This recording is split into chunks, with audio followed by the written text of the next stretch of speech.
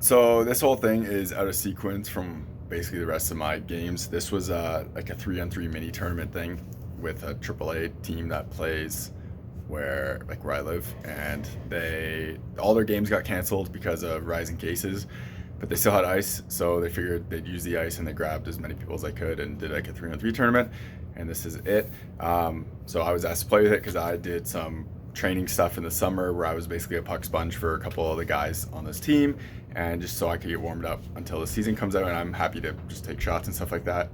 And so yeah, the one goalie on here that I'll point out later, and I'll do like little intros before every like little game thing, just because it's easier to follow that way. He plays, or at least he's on the Flint Firebirds, and it's for the OHL team, and he's 16, which is pretty impressive. So yeah, I think this is a U16 team or something. I don't know exactly, but yeah, the interesting thing about this that you'll notice over and over again is on my true skates, which aren't here because I sharpened them over at my sharpener. I've been like falling a little bit and lose my balance with the toes and kind of the heels.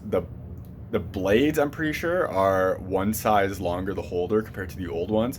So there's a lot more blade on the ice, and I'm having to get used to where the toe and the heel is because I'm not expecting there to be toe, and there's a lot of toe. And it's not something I can like shave off because I need to lose like that much of holder to actually go to what I'm used to. So it's gonna take a while for me to get used to that, but the skates feel good, so I'm happy to use them, and my edges and stuff feel so much better on these than what I was kind of using in the past, so that's always a nice thing too. The other thing you will notice, and I noticed it a lot in this video, is I go to swipe away pucks. One of them led to a goal where I was like on my back and reaching out, and the other one, I was just a puck that came into the zone and I was trying to get rid of. This is my 24-inch stick that I've been kind of trying with, and this is a 1060 Eflex. It was 30 bucks or 40 bucks. It was 40 bucks, and there was on sale on top of that, so it's super cheap.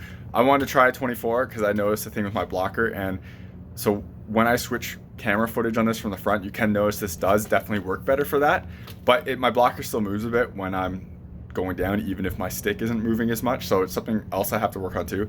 If I bought more sticks, I would buy 24s because I find it works really well for what I'm like wanting it to do and everything, but my Hyperlight stick is so much lighter than this and just better balance, and I can shoot so much better with it that I use that in a bunch of games, like for the blades and like better hockey, and then I use this for the Phantoms and for the Bulldogs and for like not as good hockey, just because I like that hand position. I'm getting used to that hand position a bit, but I don't want to lose the speed and quickness I have with the Hyperlight, so I use the Hyperlight for better hockey basically. But I would like 24-inch goal sticks in the future if I buy one, so we'll see what happens with that. The other thing about this too is, so these kids are all pretty good hockey players. They play AAA. The difference is though, and this is kind of a weird difference when I play higher level and then like go to the lower level. So when I play higher level, people can rip pucks and just shoot, like it's good hockey. But then when I drop to the lower levels, it's harder to stop the puck, and it's harder for rebound control and everything because the shots are like honestly off speed, and it's not like they're change ups, but it feels like they are to me. And it's harder for me to control because I don't think they know where they're going, and it's harder for me to play when it's like softer shots.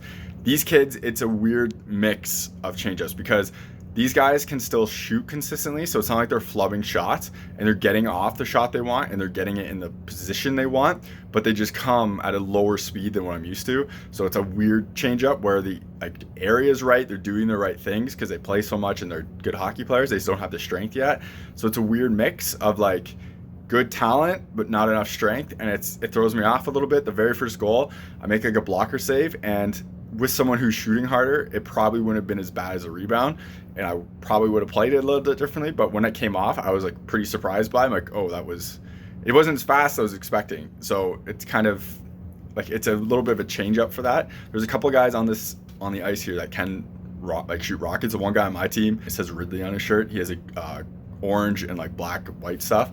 He has a bomb, and so he can shoot. His shots wouldn't be a big change, but there's a bunch of other ones that are. It's very different going from like that power to lower power. So if you're buying hockey equipment and you want to support the channel, check out the links in the description. In the US, check out the links to Pure Hockey. In Canada, check out the links to Hockey Supremacy.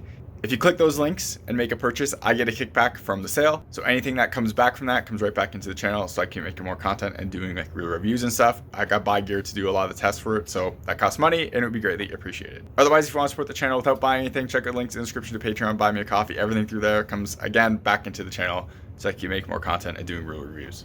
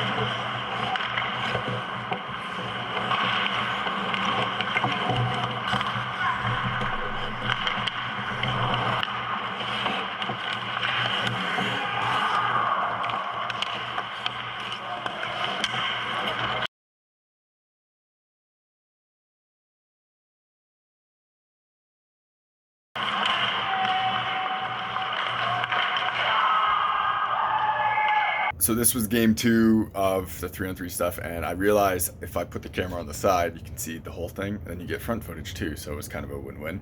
So this goalie I'm playing against is the guy who plays for Flint Firebirds. His movement is awesome, and so I wanted to put as much as I could of that in because he's fun to watch. And then you actually get goaltending on this channel for once, so that's nice to see.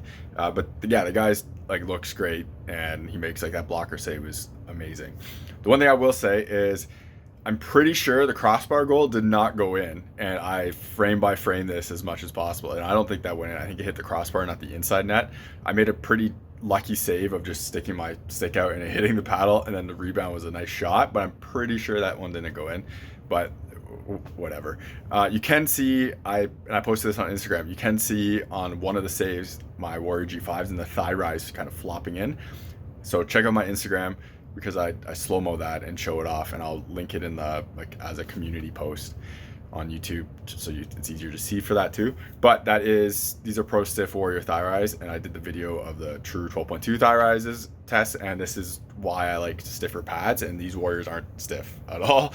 So it's just a preference thing, but that's why, or an example of one of the reasons why. I also put in a little clip of me shooting and me screwing up the shot totally. I suck at shooting. I've always sucked at stick handling. I barely can shoot as a player.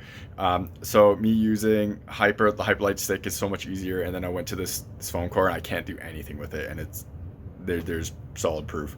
This team also, I want to give huge credit to my team. We only had 3 skaters, and some of the other teams had subs. And after, like, my team played really good at this game. I think we ended up tying it or whatever. But after this game, they were exhausted, where all the other teams that had subs could actually cycle guys through, and it was big difference at the end of it. And after this one, they even said like we were gassed after that second game. There's nothing else we could do.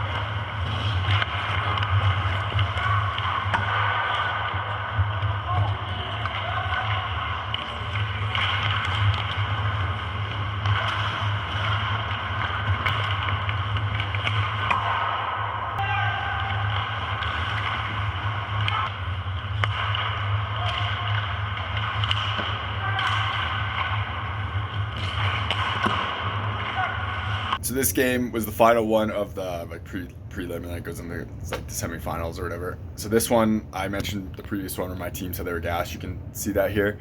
The team we're playing against did have a sub, and they cheated like crazy. If the puck goes over the blue line, you're supposed to give it to the other team. Well, their guy on the blue line kept giving the puck back to their team, and then stopping their guys giving it out. And then and at one point it was a 4-on-3 somehow. Anyways, their goalie played really good, so he deserves a ton of credit for that. I didn't play that great on this one. My team was exhausted, and it was just like that was it for it. There's nothing crazy here. The other goalie again played really good, so you can watch him. He's super aggressive, and it works really well for this. And yeah.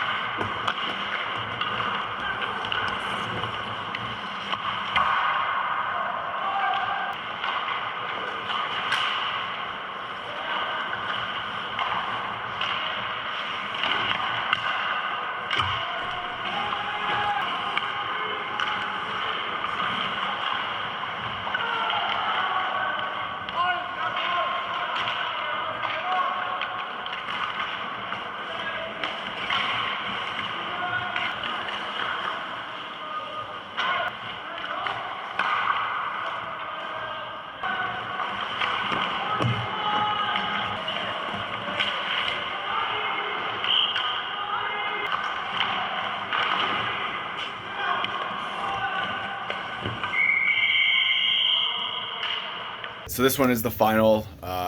It's like the semifinals, and the winners of these go on to play each other. So they did the whole ice for this one, and basically they split this up into 2 groups. So it would be a 6-minute game, and then a break, and then another 6-minute game, or something like that. And so I didn't film the other team's first one because I was second, so I put my camera up on the second one. So that's why there's only one of them. But this is again that OHL goalie who's really good, and his movements are awesome. So I put all his stuff in here because it's fun to watch. So yeah, but besides that, for my part, I mentioned how my team was gas, and it's pretty evident here. I think we ended up winning the first half of it 1-0, and then the second half you can see where it starts off with like a breakaway. My team was just gas, and that was it. The other team had 4 guys. We had 3, so no subs, so it's rough. I needed to make that breakaway save that they put through. Well, I needed to make that 2-on-1 save where it kind of got backdoor, and it actually hit part of the tee. I don't know which one, but it hit the tee. You could see it. I thought he was a little higher, and then like in the slot and not so close down to the crease, so I kind of slid on the wrong angle and didn't get totally square, and it just hit the glove. Obviously I didn't stop it. Then I needed to make that breakaway save, and I didn't, and so that was the end of that. It was a fun time. I generally don't play 3-on-3 because there's no real leagues like that here, and I hate 3-on-3 full ice because it's just too much like breakaways, and it's not enough, like it's too boring. But on the half ice or like the side to side, it's a lot of fun because it's always work, and it's super tiring, but it's interesting, and I'd love to do it again. Just we don't really do that here. So hopefully this was fun, and hopefully you enjoyed it.